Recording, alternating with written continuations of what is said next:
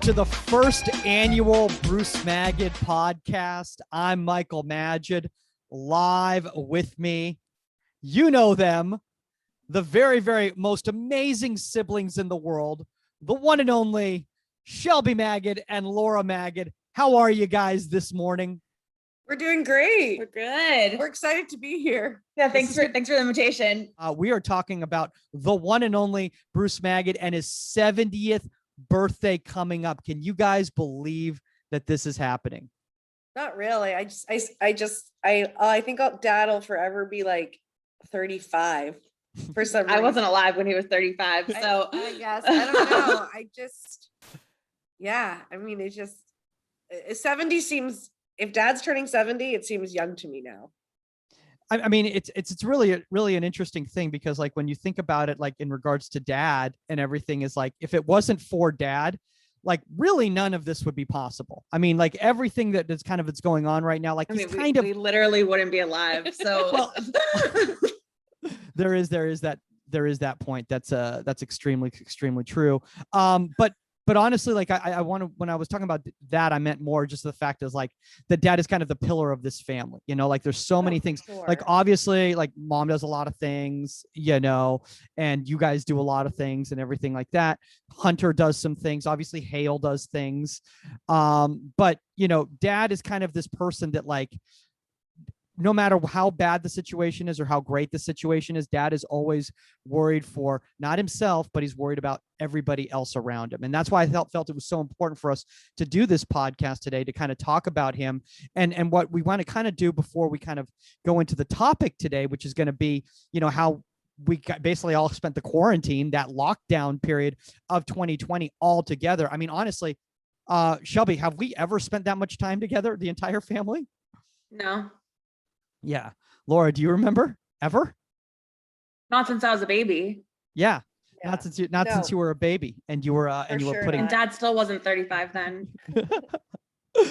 But the thing is that honestly is that Dad like basically made this all happen. You know, like one of the things basically happened is obviously as the quarantine took place and everyone was freaking out and stuff like that. And like kind of before, like kind of we talk about the quarantine and stuff like that. Like, why don't we talk about how like both you, Shelby, and Lori, like how you kind of ended up, you know, staying in the desert the entire summer and all that sort of thing. Laura, obviously you live there. So Shelby, why don't we start with you? How did you end up coming to the desert? You know, obviously you live in DC. But you know, when the pandemic hit, you were like, you know what, I need to be around family, I think basically was what you were thinking. Sort of. I thought I was coming out here for 2 weeks. My office went remote. What they said was going to be 2 weeks. And so things looked like it was going to be closing a little bit. And Dad said, why don't you come out here? I booked a ticket literally for 2 weeks and came out here with a couple pieces of clothes the first time I decided to underpack. And you know, came out. We weren't sure if it was the best move or not. Mom and Dad made me strip my clothes in the garage when I first got out to California. They didn't really want to like be near me in the That's car. hilarious. But they were like, okay, it's fine. And then we kept extending my trip by like a week. Until you were here for like 4 I was here months? for 7 months. Yeah, Shelby was literally here like most of the year. Like I actually kind of for a while I was like, Shelby, are they just gonna like move you to Palm Desert? Like they might as well just like start an Atlantic office right here in Palm Desert. And then Laura would be very happy about that because she'd have a permanent babysitter. Yes, but more than a permanent babysitter, I have my sister. But yeah, so we kept talking about me going back to DC, and it was like, well, should I go back to one horribly closed down city, leaving another closed down state? So we kind of kept me here indefinitely. And then eventually I left, went back to DC, and then came back a couple months later.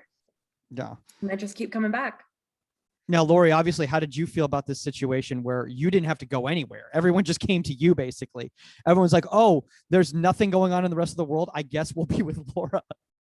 You know, I thought it was actually super special. I mean, like, obviously we all remember like quarantine was like super life-changing for me in several different ways. But in the sense, I don't think I could have asked for a better quarantine experience. Being able to have like everybody here.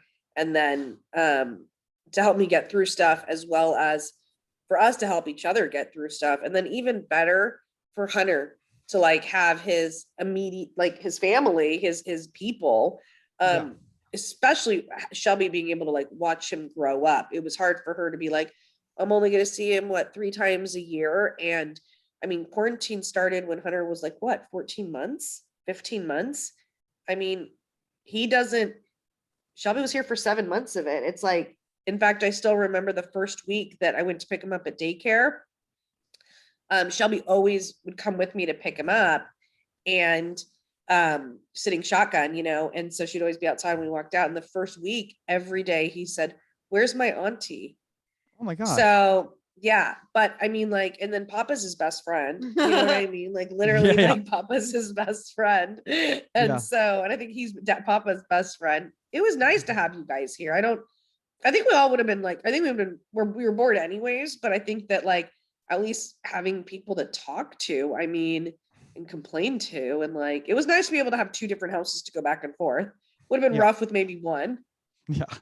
Well, I mean, I think that really actually helped out the situation a lot, because like, obviously before they even came out here, like we all lived together for like 2 months, I think it was, before they felt safe enough to come out. I think that the main thing was true. Well, they were really concerned about me because like, you're from LA. Dramatically, like of course I show up in dramatic fashion. What was the first day in the emergency room or something like that? Like, no, you were convinced you had COVID. Oh yeah. Because you had a cold.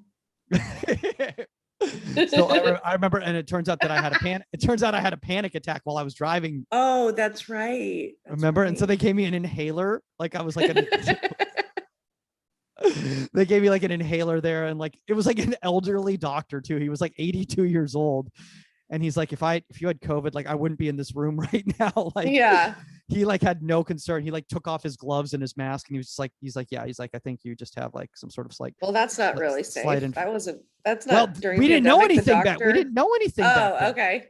This was the very beginning. This was like in March when like, Mom was telling, Shelby to like burn her clothes and stuff like that. Like she had lice or something like that. Like that was the way they were going about that. But so obviously like we lived out here together. I recovered, and mainly the reason I recovered is because Laura gave me her healing crystals and oils. If it wasn't for that, I never would have been able to recover. Okay. There's some seriousness in that though. And I'm pretty sure you took her whole pharmacy cabinet. Yeah, besides the fact that like I had literally gone out and probably bought like $150 worth of medicines to have. Yeah. And no joke, Michael, you took $100 worth like within the first week. And I will add that crystals and essential oils have skyrocketed in sales and people researching it since the pandemic. So speaking of that, so obviously I was having the situation with my bronchitis, which was a little bit more serious. Like I did have to take the antibiotics and everything like that. So we didn't spend that much time the first few days, and then we started all migrating together. Now, Shelby, you weren't actually here at the very, very beginning. It was just me kind of at the house by myself and Laura. You were with me and Hale and Hunter for like the first. Yeah, I flew out to San Diego and stayed there for a couple weeks because every single day we were talking about Michael's snot and whether or not he had COVID and this and that. So we weren't exactly like rushing out here. Yeah, that's right. I had you come out like immediately.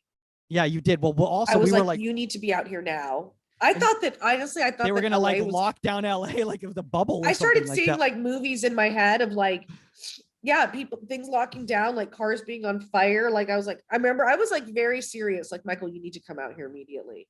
Yeah. And you did. And then we had you every night for dinner. When you were done, you had gone all day long, and then you'd arrive for dinner. I mean, look, I think the thing is you got really good at cleaning up though. And you love Hale's cooking. And Hunter and I did the trash together. Yeah. He loves doing the trash. That one time.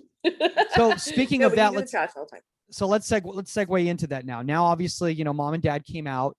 you know, and obviously it was so funny because before they started coming out, dad would always give these updates, you know, like Shelby, why don't you talk a little bit about dad's infamous email updates? Every morning you'd wake up around 7 a.m.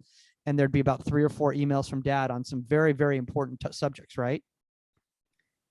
Yeah, Dad was scanning the news for us and giving us all the COVID dramatic updates of the numbers, and you know what it meant for us, and talking about how he would wake up early and go to the grocery as he was monitoring senior hours, and then Mom and Dad would watch CNN all day, and then talk to you about whether or not you had COVID. So it was like you know, great health monitoring. But dad was our local newsman of keeping updates on all the CDC guidelines and numbers, and how horrible LA was, and that, you know, Michael should never be in LA. It's just a filthy, disgusting, you know, With just germ-filled city.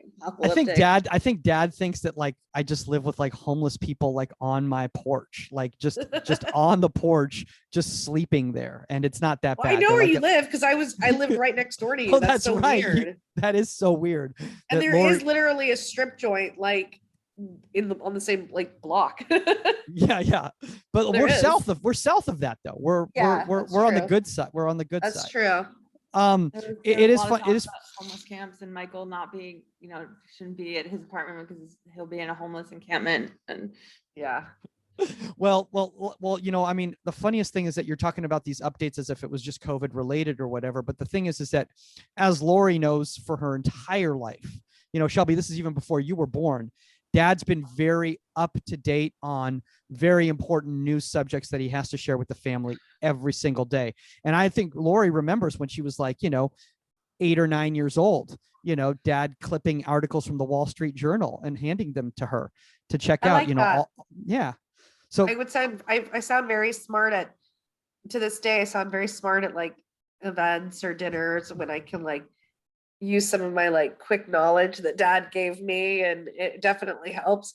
So Dad would be the one giving us all the news, and Michael, you have a tendency to be like a title news person where you would read a title or a headline and then you'd say like, did you hear 5 million people have COVID, blah blah blah, and we'd be like, did you read the whole article? They're saying like that's expected or something. It was so funny. You would ask for more information. You're like, I didn't read the article.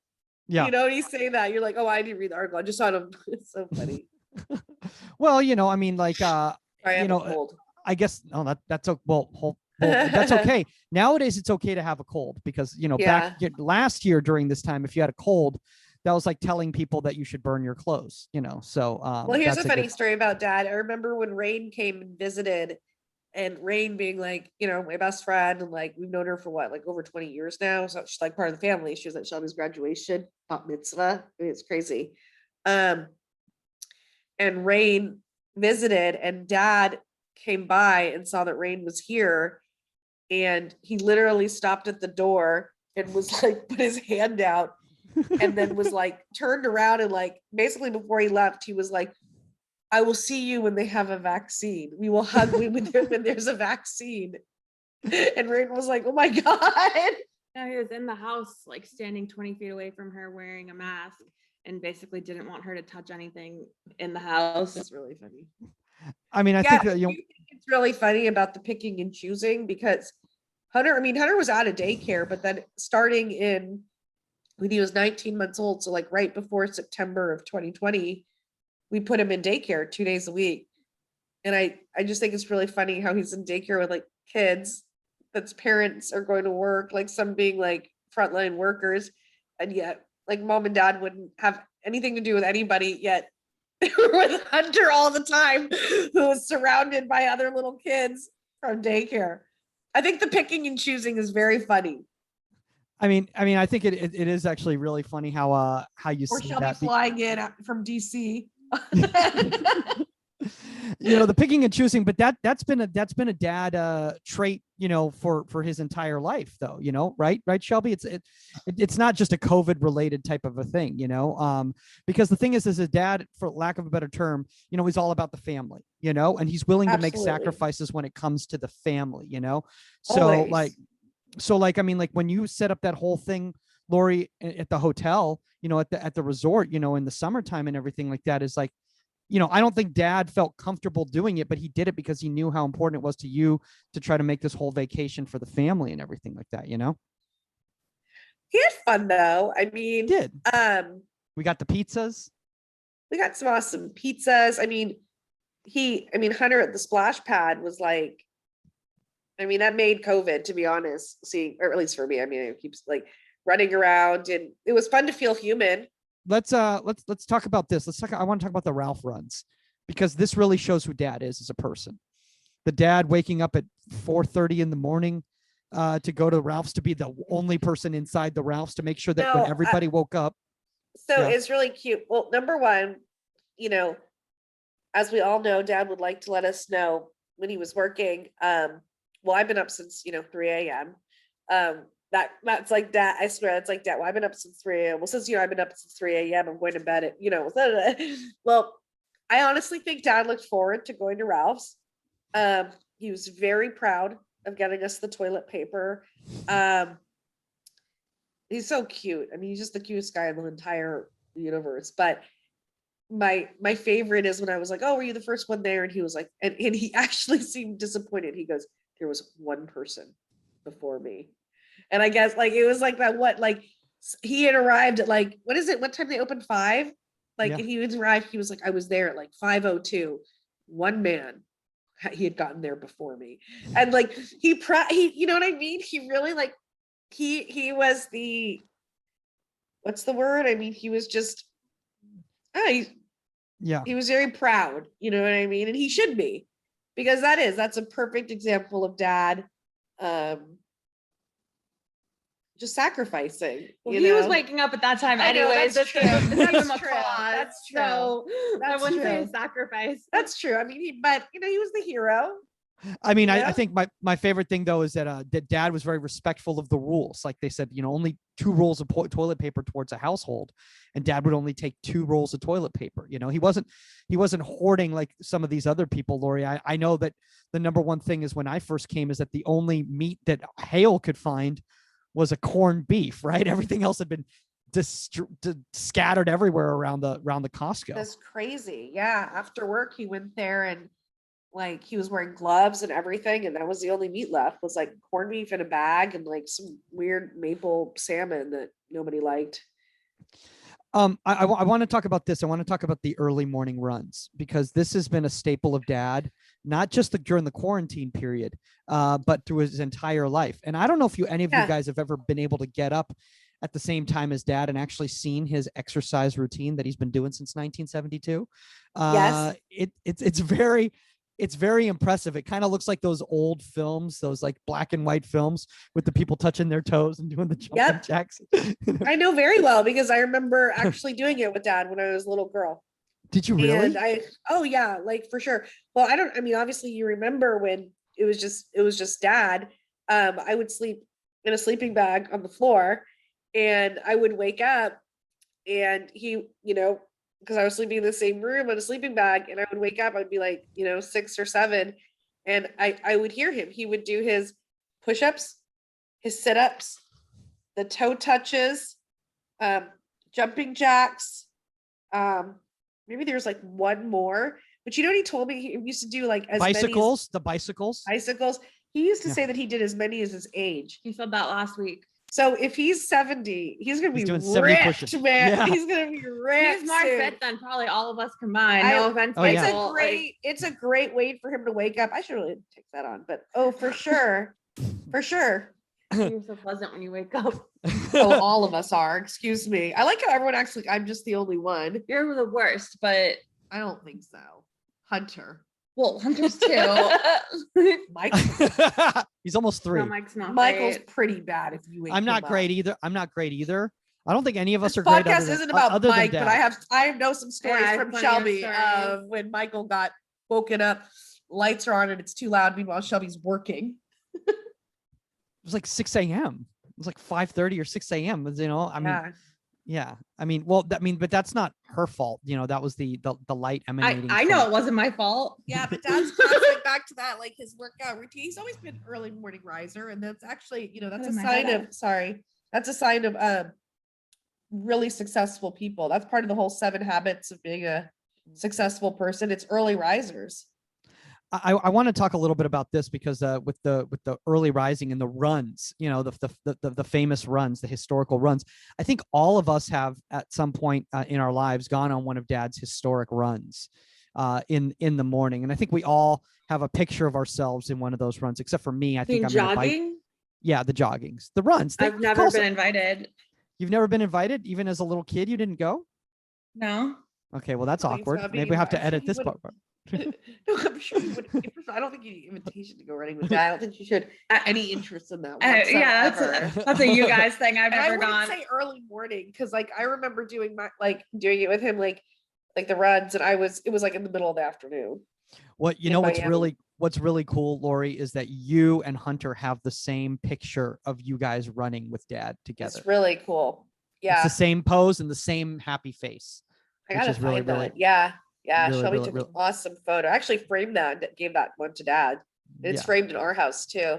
Yeah, I will say, Dad, I think Dad has the record at the complex, at the Genesis, of the most runs of anybody during the quarantine. I think he would not, out of everybody in that entire complex, he kept going with his routine every single day, regardless of the depressing situation, if you want to call it that, or other responsibilities or everything. Like, Dad's very much about making sure that he keeps good habits, Well, my friend Meredith would tell me about how she saw him, because Meredith wakes up at like 5:30 a.m. And so she would see him, and then people would see Dad. I think the cutest thing, though, is that if there is one person that did the early morning pre-COVID, though, it would be Hunter. Because we all know that Hunter was as a baby, he woke up so early. And Dad would take him from me and help out. And we have those pictures of him with, the baby in the stroller, and like he's got his neon green vest on, his hat, his gloves, and he's like, and like the people, I think some people had said something to Lexi, like, oh yeah, we saw Bruce like through the window, like with the stroller. It was 6 a.m. or it's just so cute. And and I think one of the really cool things that you're just saying right there, Lori, is that it's a great segue into the fact that I want to talk about Hunter, because I think one of the most important things of the quarantine is that you were able to find somebody to engage and discuss dinosaurs at the level that Hunter wanted. There were very few people out there in the world that are going to be as excited about setting up dinosaurs every morning to make sure that they're in the proper setup for his enjoyment, basically, so very much so. Yeah. So why don't we kind of talk about that? Like when Hunter obviously started, becoming a little bit older and everything like that, Dad really took a shining to teaching him all about dinosaurs and the toys and stuff like that, and I think they really bonded over the dinosaurs, it seems like. They did. It seems to be around the holiday time, because we went to that it was kind of like, it was like a Christmas light show at the dinosaur place. You were super into it. Yeah. It was easily the most horrible experience with Hunter we've ever. Mike wasn't there for the one where Hunter was horrible. Oh, that's right. You got the good one. Oh, that's right. You were there. Yeah. This is your second time there, right, Shelby? So tell me a little bit about the first time, because I wasn't there for the first one. Well, Dad wasn't there either. Yeah, no, okay. But it was horrifying. And with Hunter, I mean, he didn't understand the concept. But we realized after that, he was interested in dinosaurs. And as we all know that, Hunter has like an affinity for cars, maybe some trains here and there, but obsession with cars. But after that, Shelby bought him some dinosaurs, even though he was really badly behaved. Shelby bought him dinosaurs. So did Hale. And brought those home. Hunter started liking those. And then remember, out of nowhere, I think it was actually like within like a week, he tells us like, this is a velociraptor. And Dad got him some really cute. Dad and Lexi got him some dinosaurs, and yeah, they just started bonding over that and roar and playing.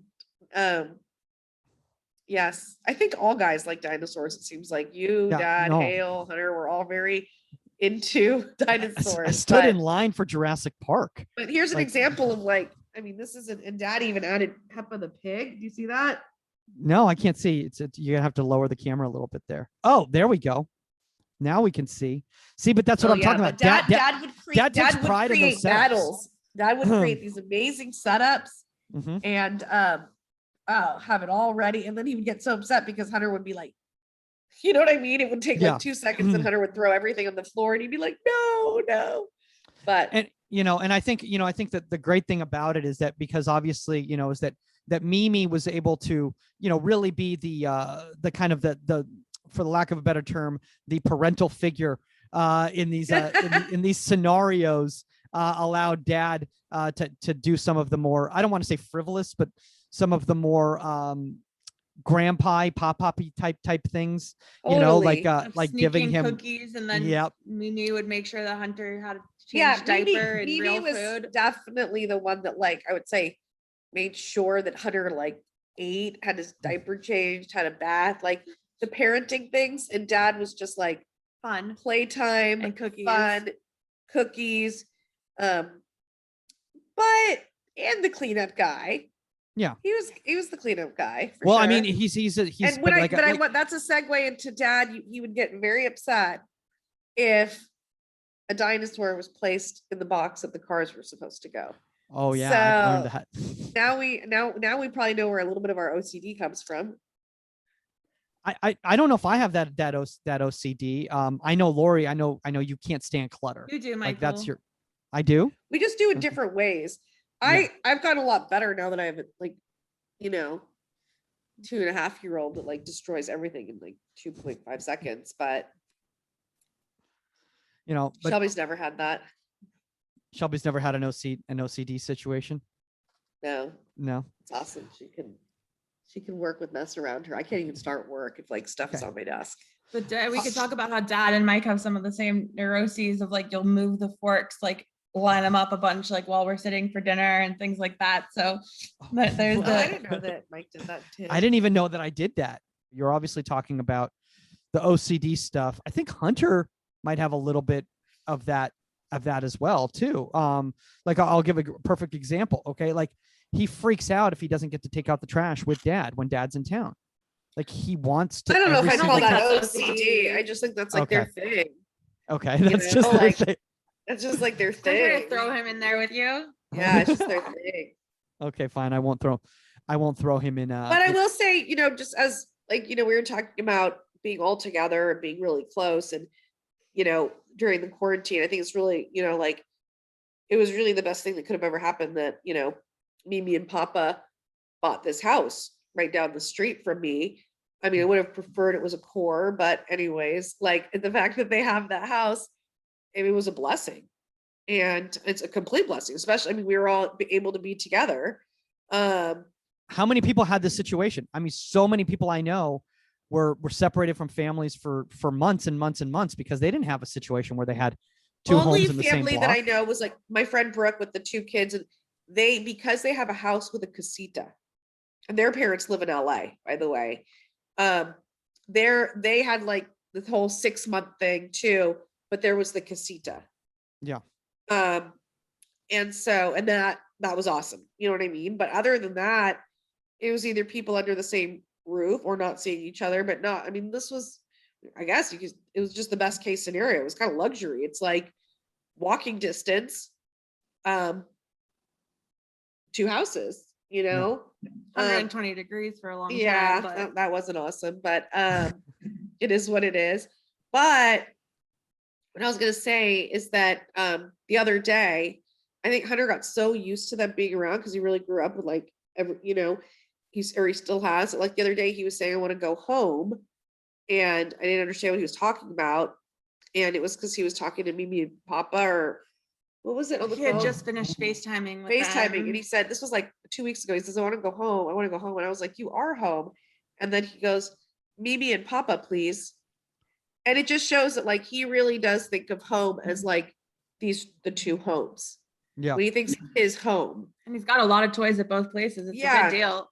So I think he's basically saying, I want to go to my other home and be with my Mimi and Papa, but it was really like, that's endearing for me. Mike, think about how close, we were with Cynthia and Shelby, you got some time with Cynthia too, you know, and like that's important for a child to be close with their grand. I mean, and he's really close to have both of them, but quarantine was kind of, it was great. I mean, I don't say great, but No, but there was some great things, because the thing is, I kind of want to talk about the fact that, like, you know, dinner time, like dad really looked that was forward nice. to dinner time. For somebody who doesn't eat food, dad really looked forward to dinner time, because it was when we all sat together at the table and discussed, what's going on in COVID news. No, we discussed all different types of things. But honestly, I think dad loved that experience, because, you know, let's be honest, you know, Shelby, you know, when you were growing up, you know, Laura and I were already out of the home, you know, and it wasn't the same type of experience. So he never really got this We experience didn't with have all hail, his kids. you know. We didn't have Hale, right? You know, Harper wasn't around, you know, so there were a lot of things that weren't the same. So I think dad just loved this all-encompassing family. I don't want to say like Norman Rockwell type Americana type feel, but like just like Trapped we have together. dinner at night with the whole family together. It was really special. It was. And Lots it's of important. desserts. Yeah, clearly by my face. Thanks, Shelby, for being the most amazing baker. I like whatever. We'll get Oh into my gosh, but- Shelby really helped out dad with his sweet tooth during that time period, you know, because as we all know, dad lives off sweets. He Yes. I think honestly, you know, he's able to subsist because of the healthy jogging in the morning and the exercise routine and all the carbohydrates he gets from all the baked goods that he enjoys. So I think Hey, that's we how, all gotta have our vice. You know, dad's never Exactly. been a drinker, smoker. I mean, he's never been like and sweets are what makes him happy, you know, Yeah. and that definitely passed down to his children. Oh my gosh. All three of us. Completely. I mean, I mean, Shelby, we pretty much had frozen yogurt last night for dinner. I did. Yeah. you know, my Like, favorite is easily. my favorite though is like during the quarantine is when dad's like, well, everything's closed. It's like, well, Cold Stone's the only thing that's open, so I guess we have to go there and get something. He's like, they have non-dairy options, so Yeah. so we always made it work. But no, I think that was really special. I think dad said to me, you know, at some point, he said this time period, if it wasn't for being with everybody here, would have been one of the most difficult times, you know, of my life. But the fact that everyone was together Yeah. kind of almost made this experience, I don't want to say worth it. But you know, hey, you know, sometimes things are blessings in disguise, you know?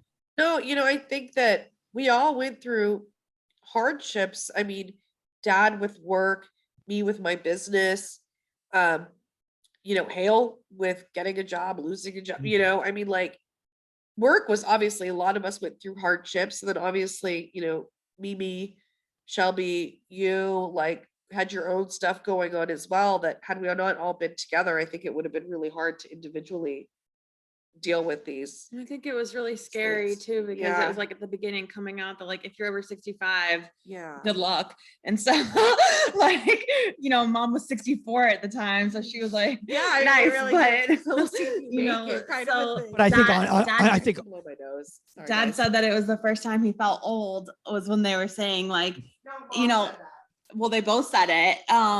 You know, it was like all these warnings for their age of like they felt like they should be in a bubble. And Yeah. so that, you know, goes back to the Ralph's runs of dad, like, sure, he was up, but it was like, it was scary for him and everything was really scary for everyone, but particularly I'm not editing any of this. I'm just going to keep it in. Laura blowing her nose. This is the real world. This is the real slice of life of all living together. Mhm. But Shelby- dad was definitely scared. And I mean, I'm not sure the constant news monitoring is helpful for mental health, but we were all very up to date. Yes, we were But it all fit together. very up to date. You know, I think one of the great things too, though, Shelby, and obviously, you know, you guys had this when, you know, you were staying in San Diego and all that, is the fact is that, you know, obviously, you know, you're very involved in, the global policy and what's going on in the world and everything like that. And it's something that really fascinates dad. And it's something that, you know, you two have both been able to bond over for years and years and years. And I might even say that, you know, one of the reasons maybe that you decided to go in that direction as opposed to maybe like more of a domestic, you know, venture is because of, you know, these conversations with dad over the years. Yeah. And, as dad's up in the morning, he's very proud of himself. Sometimes he actually shares the news that I need to know for work before I get to it. He'll send me links. And so, as he's had some more free time on his hands the past couple of months, I think he used to know mostly, Latin America, but man, has he really read up about Belarus and Ukraine. And he's sending me news about it all the time. And he'll text me, what's Putin doing? And, dad is so cosmopolitan, that you even got him as a gift. You got him an international smorgasbord of treats from around the world. Now, instead of getting some people like, I don't know, like a Blue Apron type of situation where like they cook a meal, that's not really dad's style. So you're like, you know what? Let's go junk food snacks. That's more dad's cup of tea, right? Oh yeah. Well, but I mean, and then he would give the potato chips and the snacks to mom, and he would eat all the treats himself, and the sugary sweet ones. And then he would give some to Hunter, but certainly mostly him. We were just talking about the fact that, Shelby, one of the reasons that I think she got really involved with the global policy and international events and everything like that is because of all the conversations that she had with dad over the years. I think one of the things, I think one of the things that really made you such a strong-willed, independent entrepreneur is because you had that kind of that attitude from all that time with dad and learning, how to persevere and I don't want to say survive, but, make your own opportunities as opposed to, giving up and failing. Well, one, I'm just going to say you're really good at this, Michael. I think it's nice the way you do your segues, but yeah, I absolutely think, it's obvious with Shelby, what she went into in her career definitely reflects what she learned from dad and what he was involved in. But then with me, I think that I always say this, you guys all know this, I attribute a lot of who I am is definitely to dad. And I think I have that really hardworking mentality. I think it's still just me, thanks. And I like how Shelby's trying to stick her face into it. She's gonna Zoom bomb your little monologue right here. I know. I also think, but I think that, dad always tells me is I realized a lot later in life, oh my God, I'm like him, a lot too hard on ourselves, overanalyze, overthink, go down rabbit holes, talk in circles. I've gotten really, it's fun to realize when you're becoming your parent, but it's also, I also feel like I got a lot of the best qualities in him, which is definitely tenacity, he just if he sets his mind to it, he's gonna have it, and he's like one of those dolls, remember the air dolls that if you punch it, no matter how much you get, it always comes right back up. Bounces back like that? Yeah, always comes right back up, and that's dad. He's Rocky, you know what I mean? And I got that from him, and I'm really proud of that. And I think it's going to be a lot smoother sailing for all of us now, but yeah.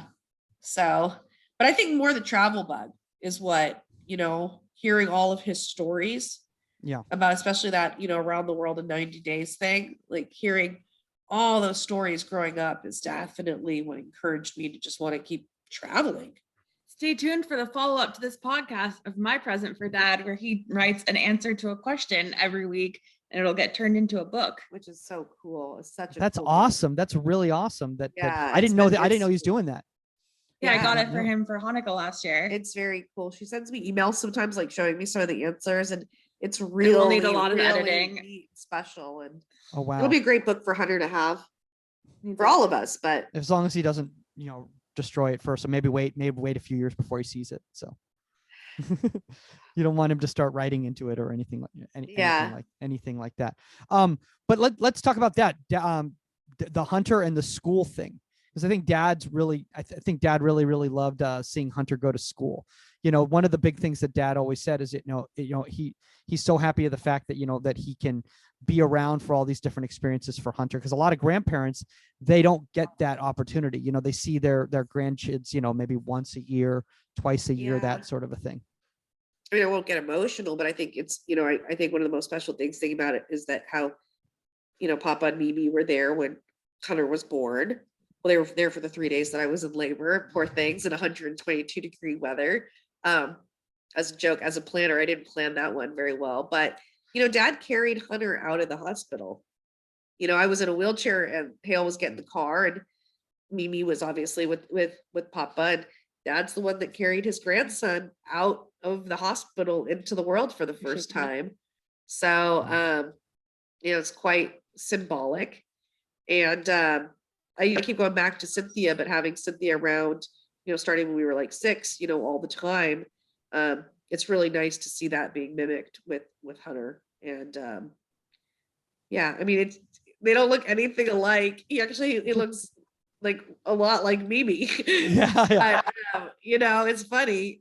This blonde-haired, green-eyed little boy, but man, he sure does love his Papa. That is for darn sure. And best Papa ever. As we start kind of wrapping up right here, I want to talk about the fact that just the positivity and just kind of optimism that Dad has now in life.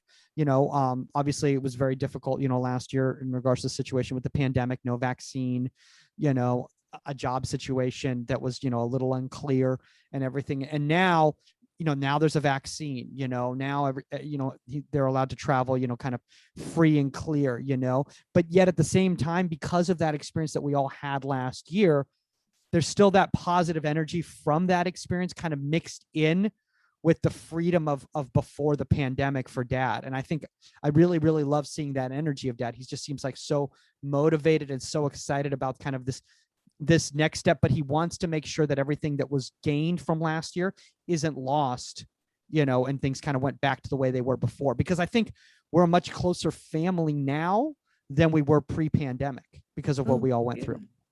Yeah, for sure. Adversity brings people together a lot. I mean, I'm going to use a saying that my husband says all the time is, Dad has got a lot of gas left in the tank. And, Michael, just looking at you, do not look your age. It's almost a little bit annoying, but I guess eating really healthy and not having 2-year-old, you can stay looking young, but Dad he looks incredible. He acts young. He's just, you're as old as you feel. I mean, if I could just, and I'll turn it to Shelby. One thing I just want to point out really quickly is that I truly think that Dad is the best dad in the whole universe. And I know that people say that all the time, like, oh, best dad ever. But like, I really think that we have the best dad in the entire universe. He lives for his family.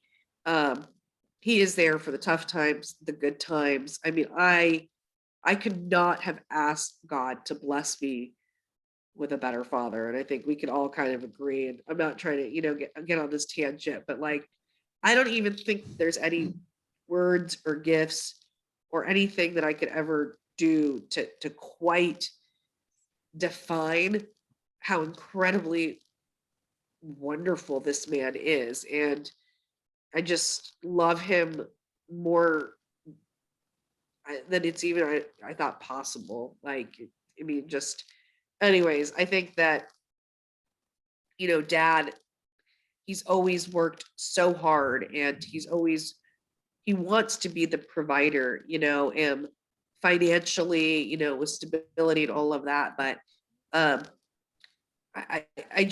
don't, no amount of money could ever compare to the amount of energy and love and support that he gives all of us. There is just no one that compares to this man. I mean, he's just the best ever. So anyways, I don't even know how yeah. And I always have had him high up on a pedestal, and I feel like he's always deserved it. So anyways. I do want to say one thing right there, because that was just so eloquently put and everything. Unfortunately, Shelby, your computer kept farting when Laura was saying that dramatic. No way. Yes. Oh my God, how could you not laugh? Because I've been doing this for years, Lori. That's why. Is there a way to like edit the farts? You're still farting right now. Shelby, I don't know what's going on with your computer, but you might need to get it looked at. But now, yeah, it just started doing that. What Shelby, about you now? gotta figure out with your Zoom calls would work. because Okay, I that's think never happened with my coworkers. It's they're just you maybe guys. not telling you that. They would tell me. No, they wouldn't. I For think the they'd be- record, it's the computer, not us. Laura and I did not fart. I wasn't farting the whole time. Dad would not appreciate this humor. All right, let's wrap this up. If we so need to do a let's wrap this up. Shelby, is there anything, kind of final thoughts that you kind of want to say, kind of before we wrap this whole thing? And first off, thank So you two for farty? taking the time. Well, not when I'm talking. It was just on you guys. What? Look, you want to deliver a heartfelt monologue the whole time? I think it's something to do with your microphone, Shelby. That you Clearly. need to get looked at. It didn't do it at the beginning. It only started doing it when Laura gave her dramatic monologue. Jeez. Okay. Awesome. Well, is it doing it now? No, not now. Actually, now it's not doing it. Typical. Well, it's hard to follow up Laura's dramatic Well, monologue, it's but not even gonna be heard because it was just like gas the whole time. But, okay. no, I would say Dad has the biggest heart. And, the biggest issue sometimes we have with him is that he's a martyr. And that's because he has too much love and too much putting his family first. But it's like, that's a pretty damn good problem to have Yeah. occasionally, and he does everything for everyone else because it makes him happy and it's how he's wired and it's what he wants to do. And, that's why I guess he has us and Mom to help take care of him, and Hunter eventually will get around to it. And he's just the best, most empathetic, loving person. Thank you too for taking this Sunday morning. I know Dad's going to appreciate this tremendously. Happy birthday to Bruce Magid on your 70th birthday, and we wish you another 70 fantastic years. And if you keep up that gym routine in the morning, that exercise routine in the morning, I don't see any reason why that won't happen. And Hunter will be doing one of these, in his 40s, for Dad. So, that's how we're seeing everything. All right, guys, happy birthday, Dad. And we love you. Happy birthday, Dad. Happy birthday, Dad. We love you very much, and we'll see you later.